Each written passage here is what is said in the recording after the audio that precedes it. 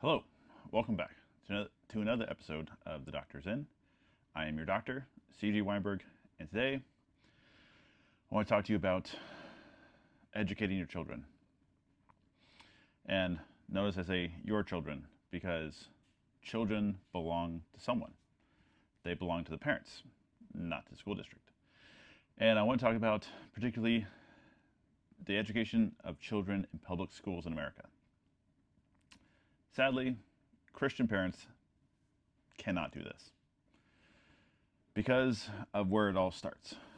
So, looking at public education in America, and I live in Washington State, which is actually a terrible state to have public education, to put your children in the public education system, because, to be honest, the public education system hates Christian parents. That is the simple truth to it. They hate us. They hate everything we stand for. They hate everything we're doing. They hate the way that you want to raise your kid. So that's why we can't put our kids in there. Now, a little more background. Education of children comes down to paideia. Old Greek word. Paideia refers to not just the education of a singular subject like math, but rather the education of a person as a whole. And when you talk about Christian paideia, this has to do with teaching your kids to love Jesus and that Jesus is Lord over all, and to see God's lordship over all, including math, English, history, science, all these things. That is what Christian education is all about. So paideia is about the enculturation of a person as a whole, and that's what Christian parents are meant to do. The problem here is that the public school system would like to say education is actually just this. But they say it's this and then teach it from this perspective, the atheist perspective. And the atheist worldview is antithetical to the Christian worldview. They actually cannot be together, because when you look at something like math, is math objectively true? In order to be math, it must be. And it's objectively true because God made it so. But the atheist will say it is objectively true because man made it so. We can attest to these truths and say it's true. And it puts man at the top rather than God at the top. And this is actually a massive problem. Because if man is the judge of everything, then everything is subjective to man and his opinion, views, and understandings of things. When in reality, God is the standard, not man. To give an example of this, recently, a few days ago, I was talking to some students about beauty, and they were arguing that beauty is subjective. And I'm like, no, beauty's objective. There's nothing subjective about it. They're like, well, you can't say I have to love this. And I would just, they were young people, so I just argued to them for the sake of argument's sake, because young people need to argue. I didn't get to this with them yet because they're going to be my students. We'll get to this in class. But in order to understand beauty correctly, you must actually see that there is an objective standard to beauty. There are things that are beautiful because God says there are, and there are things that are not beautiful because God says they're not. So there's two categories. And within these categories, you can actually say within the beautiful, it's easier to talk about, that you can look at a sunrise and a waterfall and say, they're both beautiful, but I like one more than the other, as long as you can say they're both beautiful. So they're within the beauty camp. So there's an objective view of beauty and a subjective experience of beauty. Because we must call beautiful thing God calls beautiful, and we can like them on a varying level from there. Just like it might be disgusting, but ant colonies are beautiful in the way they work. Beehives are actually massively beautiful in the way they work.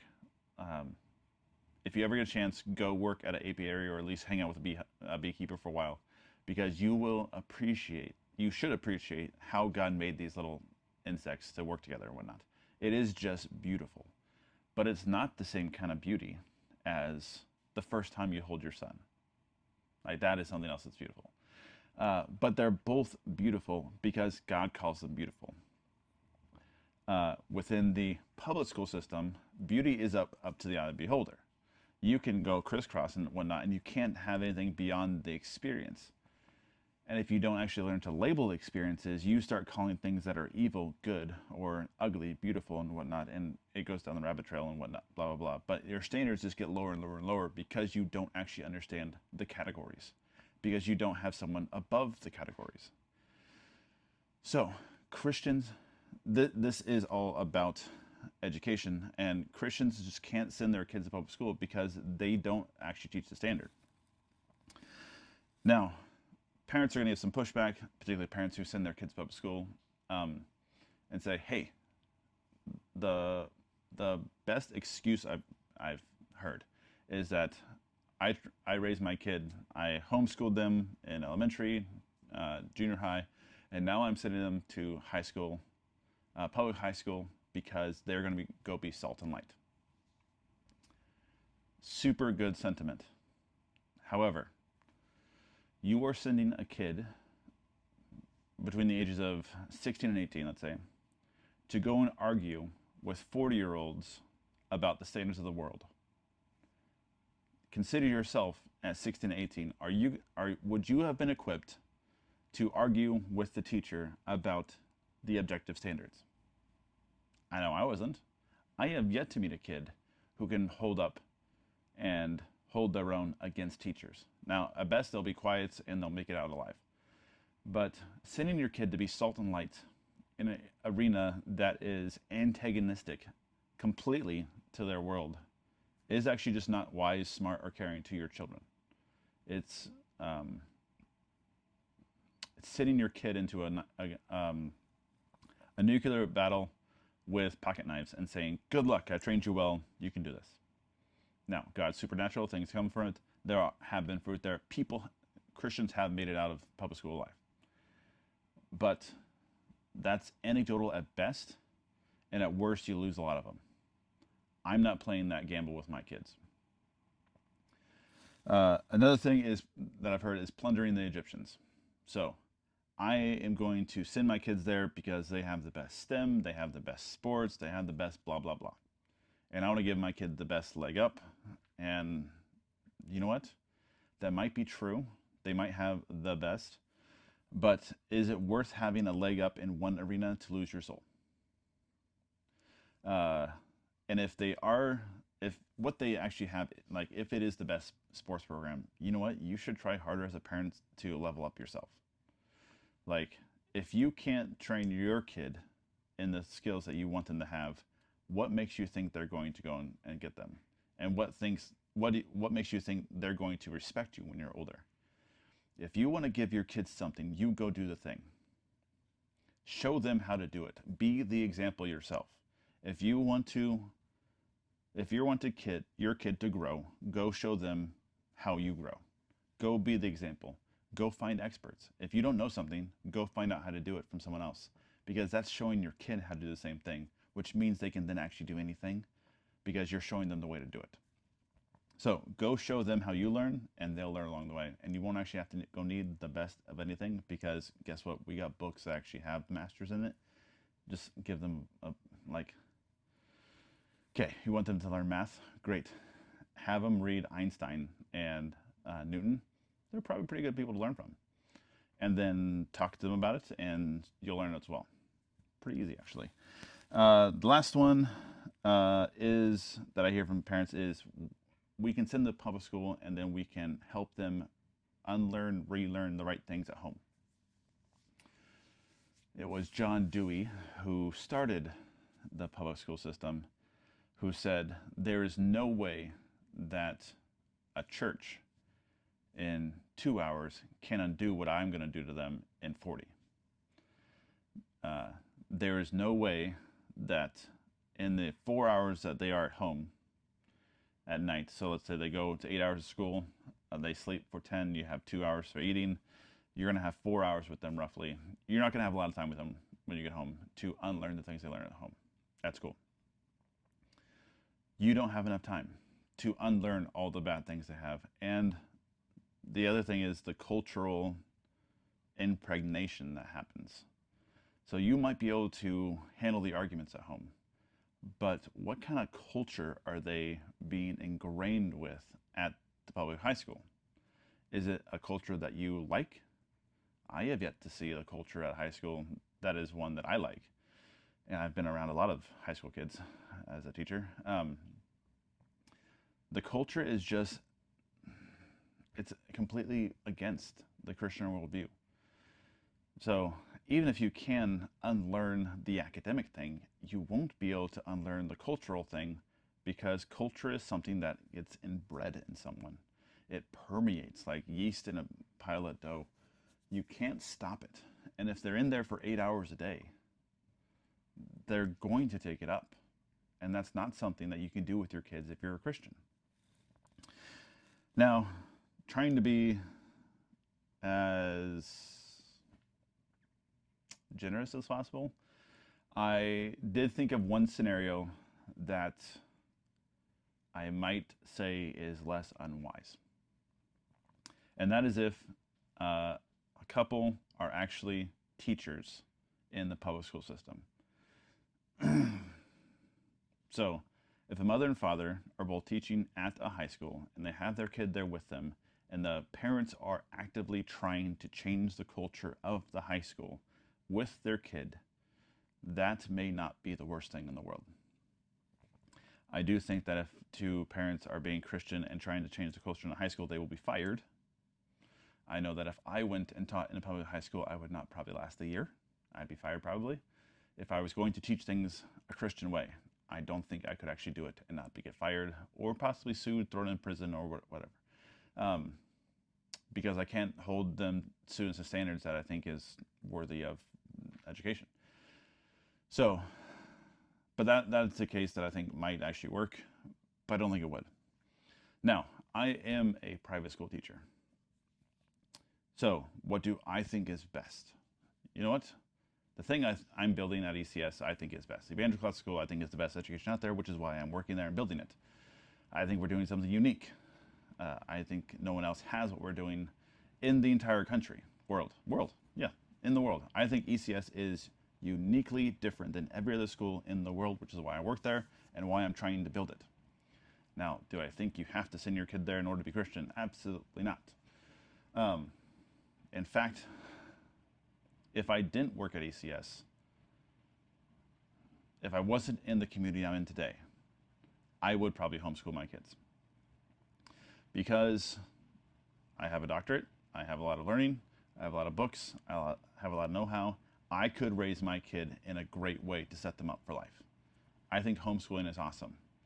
There's some expense involved, but the expense for homeschooling is actually very low comparatively, and you can actually do it completely using the public school, the public library, and give your kid a fantastic education for virtually free, except time, which if you're having kids, you should be ready to put in the time.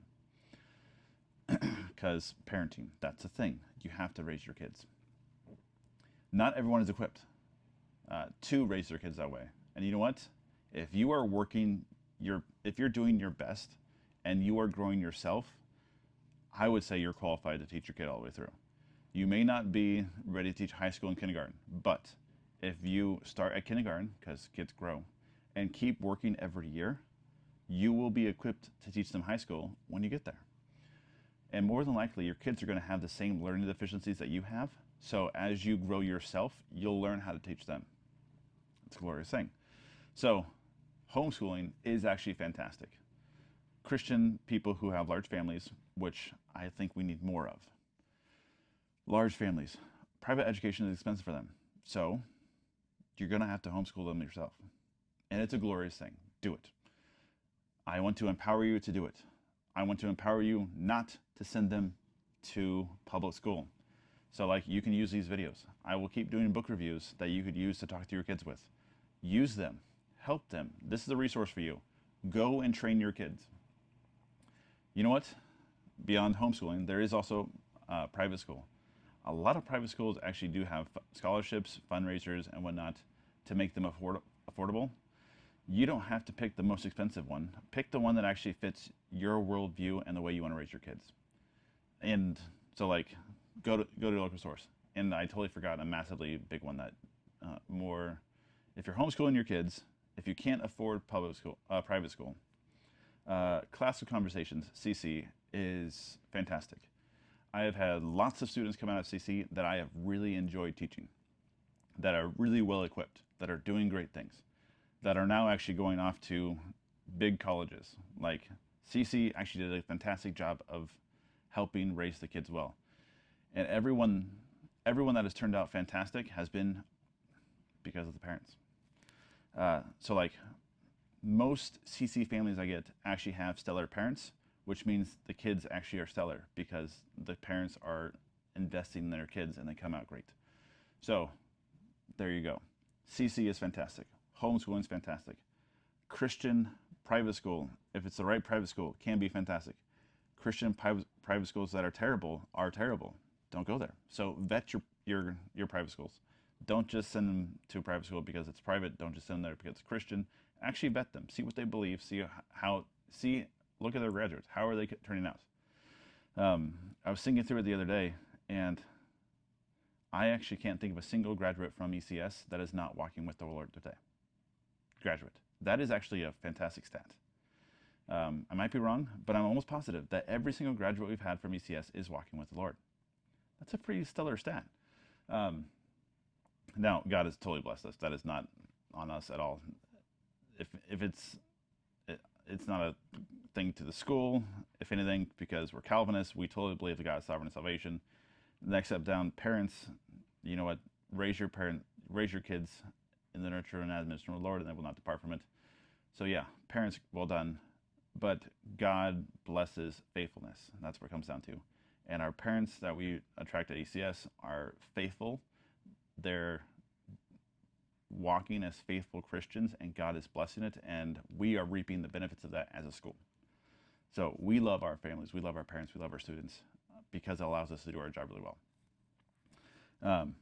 So I can say stats like every single one of our graduates is walking with the Lord, because our families are great, God is faithful, God is sovereign, God is good. So I'm not trying to tout us as much as the faithfulness of God. Well done, parents. I love you guys. Good job. Keep raising your kids that way. But like, I'm also seeing our graduates go and get married early, be faithful in their marriages, have children, and love their spouses. What more can you ask from that from school when that is the things we're producing? We're producing people that are adding to our society, adding to our culture, adding families, adding kids, and it is actually glorious to see what our graduates are doing at ECS.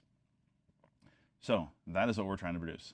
You don't have to agree with me, and that's the production, but that is the product. But go and find a private school that actually is producing the things you want. There are some really big private schools out there that get every one of their graduates into a college, virtually everyone. If that's what you want, go seek that out. That is not our drive at ACS.